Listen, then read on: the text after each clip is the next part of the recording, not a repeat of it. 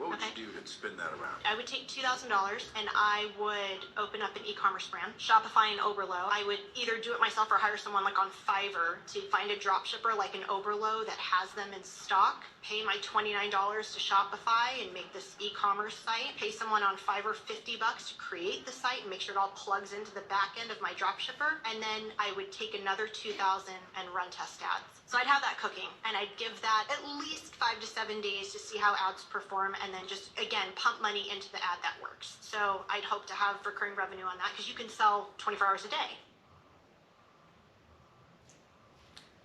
Okay. Yes, you can start an e-commerce business with $2,000, but it's a lot of work to find products that are going to sell, that you can advertise at a margin that's going to work, that isn't already being sold by a million other people, that you can profitably drive traffic to with ads.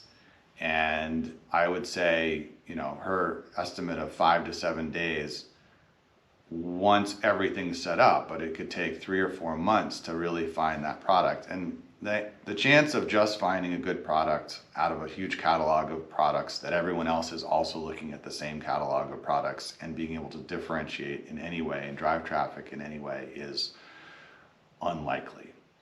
I think if you want to start a legitimate e-commerce business that has a real chance of growth, you first have to figure out what customer you're going to sell to.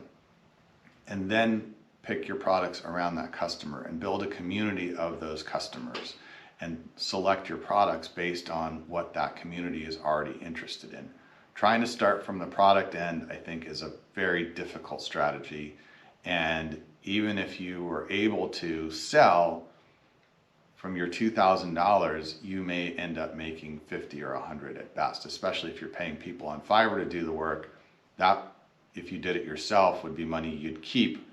But out of the $2,000, if you make even $50 or $100, I'd be surprised. And I say this based on having over 1,000 e-commerce clients that we work with. So real data, real financials to look at and compare and see who's doing how well.